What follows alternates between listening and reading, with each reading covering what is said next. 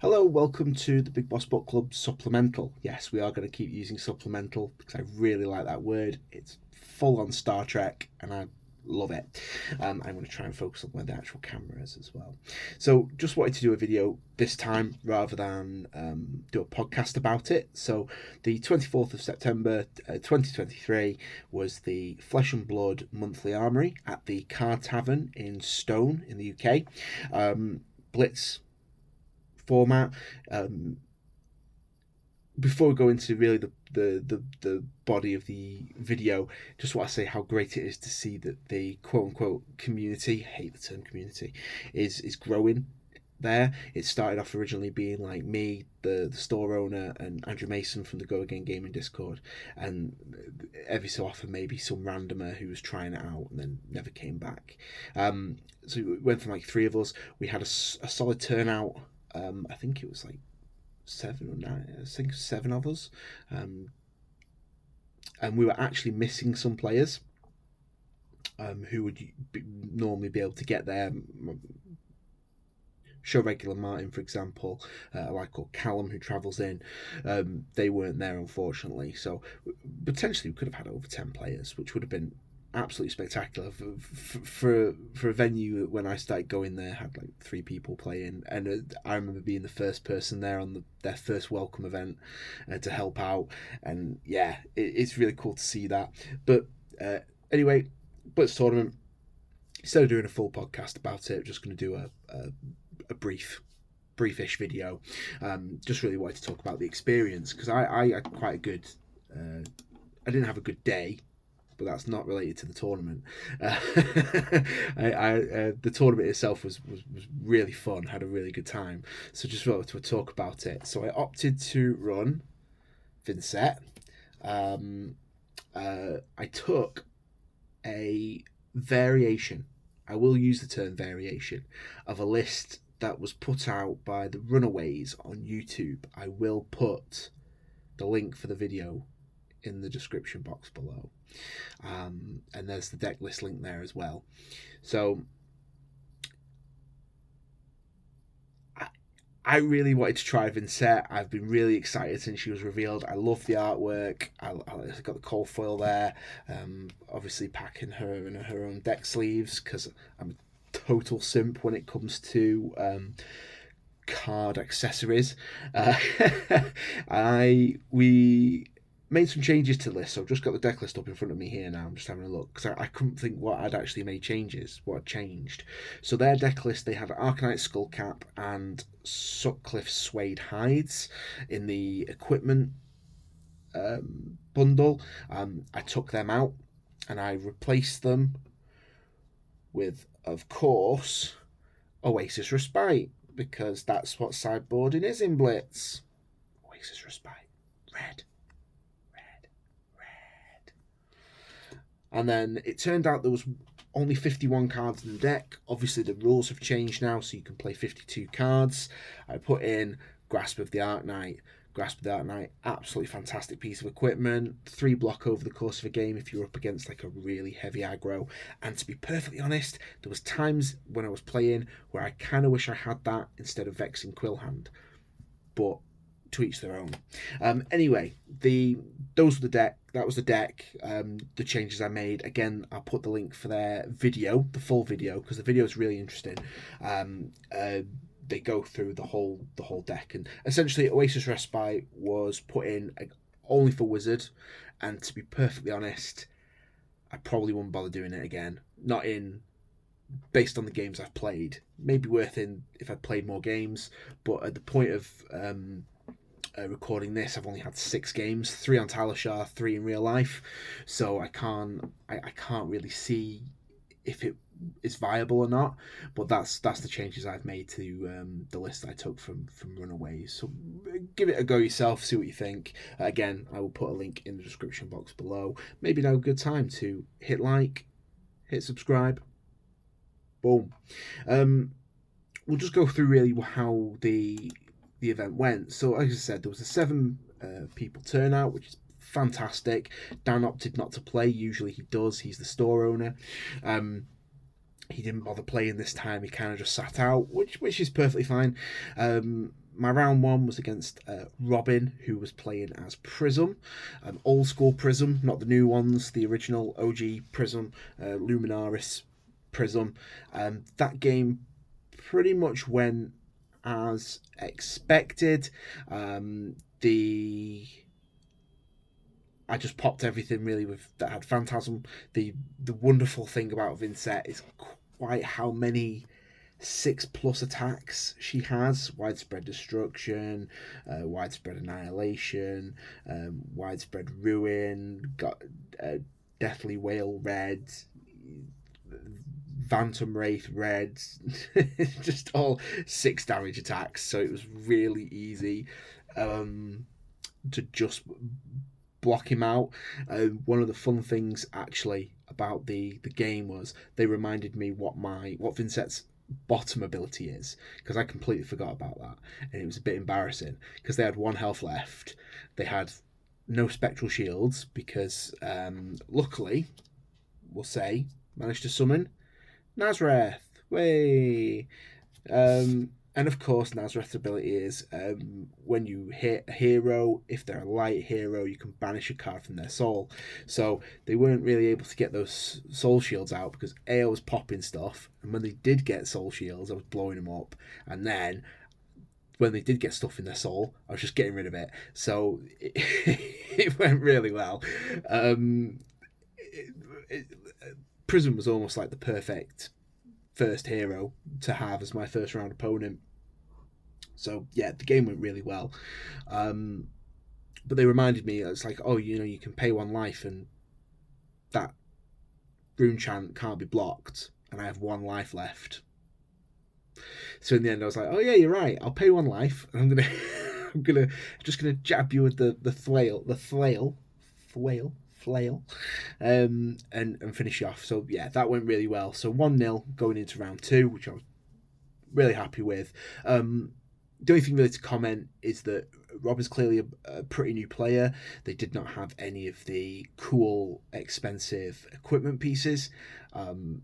So no Phantasmal Footsteps, no Crown of Providence, nothing like that. So potentially if they're going to continue with Prism, once they've got those cards, that game could go probably a little bit different. Round 2, Lexi. Josh, who actually came with me, he's a local guy, so he jumped in the car with me. I will say right now, he lives in an area that has like no service when it comes to sat-nav, mobile phone. It's like, yeah, he knows. I already kicked off in the car about him. To him, don't worry, he knows. As soon as he walked out his house, I was like, you need to get out of here, mate. You place got no phone signal, couldn't even call the man, didn't have his phone number to call him anyway, couldn't get on the internet because I had no signal. Yeah, it's horrible. But he played as Lexi.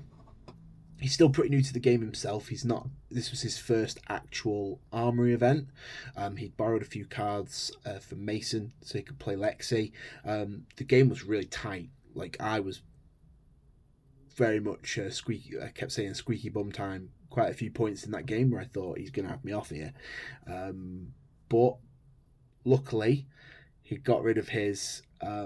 he used his only Arcane Barrier card, the Bullseye Braces, pretty early on. So I just kept generating rune chants and attacking him. Banish a card, attack him with the flail.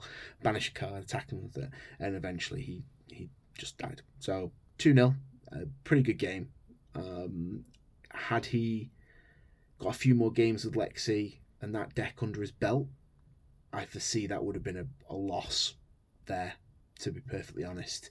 But again, I'm quite fortunate here. 2 pretty new players. Also, Summon the Demon. We're 2-0 here. We're 2-0 at Summoning the Demon. That nice Marvel one that I pulled from a booster. Oh my god, you can't even see it. How awful is that? There you go. It's the wrong way around, but it's fine. It's fine. On a little side note, that was the first thing that was of any, that was an M+ card that I pulled from my booster box of Dust Till Dawn. And it was like the worst booster box ever. And then it's like pack 16. I pulled that and I was like, well, it's not a bad pack. It's not a bad box, it's fine. We're going to round 3. playing against Andrew Mason. He's going go against the game in Discord. He's an absolutely top guy. He's very much like me, casually competitive. He can only play on a casual level, but when he gets there, he wants it to be good. So yeah, he plays Emperor, which I love because I played as the Emperor a while back before I sold all my Draconic cards, and I had an absolute blast playing the Emperor.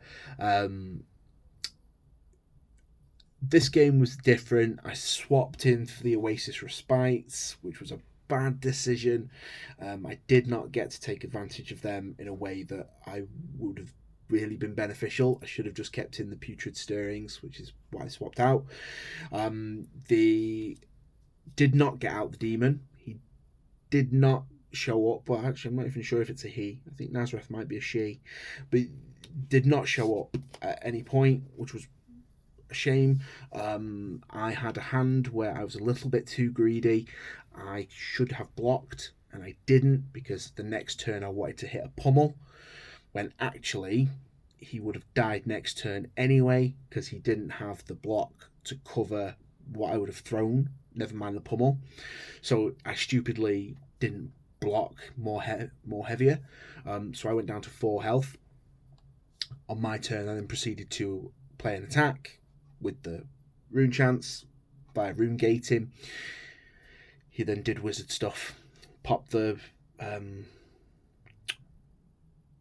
name evades me now I'm thinking about it. The Storm Striders, activated the Furnace. I think he activated the Furnace to give him the resources to then play Emeritus Scolding from his arsenal.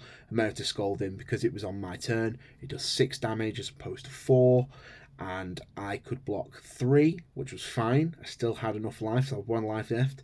But then he activated Metacarpus Node, is it, or something like that? It's called the glove piece. 1 resource if you when you hit arcane, you deal arcane +1. So he was dealing 3 +1, which was 4. I only had 4 life left. I died, which was a shame. But I think there was definitely a coincidence there that I did not get the demon out. I feel like if I'd got the demon out, he would have lost because the demon's awesome. There was also a couple of turns where I pretty much had to take the turn off because I only drew like non-attacks. So I think there, and they weren't attacks that allowed me, just not sure there were attacks there that allowed me to do stuff like have good turns, so generate rune chance.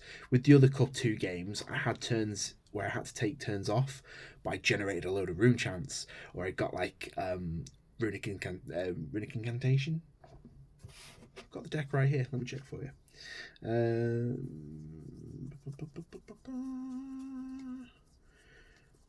They're all like at the bottom, aren't they? Rune Blood Incantation, that's the badger. So I had like that, so I could play that, and then I finished off with like read the runes. Next turn I drew Oblivion. It's like Oblivion, goodbye. And that was pretty much how it went in both games 1 and 2. This time just did not see them. When I had like non-attacks in my hand, it was like 2 Oasis Respites at one point. I had 2 pummels in my hand at one point. I was like, this is useless. So unfortunately there was a bit of draw in there. Andrew played absolutely perfectly because he's a bloody good player. And yeah, so that was it. So 2-1. Perfectly reasonable. Came out with a cold foil bolting blade. Cold foil for Bolton. It's not Bolton, is it? Light Warrior sword. So yeah, super happy with that. I like the card, I like the look of it. It's in my collection now, so that it can stay where it is. If I decide I want to get rid of it, I'll slap it on eBay. But yeah, it was a great time, great experience. If you are anyone watching this is ever in the Stone area, last Sunday of the month, check out Card Tavern. The Armories usually start about 1. Currently they're Blitz at the time of recording this because it's still a growing community, but absolutely fantastic, and the store's great anyway, so go check it out. They've got Arcana, Magic, whatever you want, they'll sort you out. So that's really it. So just wanted to have a short video just telling about the experience of playing there. Had a great time, always have a great time. It's great to see that the folks going, the numbers are growing. It's great to see that. it makes me really proud because I know I was there from the beginning, and I've brought people in, and yeah, I absolutely love it. It's fantastic, and hopefully we'll see more numbers growing as well. We had so many people, we had to go play upstairs. There wasn't space for us downstairs, which is where we usually end up playing. We all had to go upstairs. Good sign. If you like what you've seen today, again, click the like button, subscribe, go check out the podcast on Instagram, Big Boss Book Club, X, Big Boss 010, Facebook, Big Boss Book Club. The link tree is in the description. Go follow, like, subscribe, leave a review, leave a comment. Any and all support is greatly appreciated. Thank you so much for watching. Thank you for listening. I'm Big Boss. I'm out. Peace.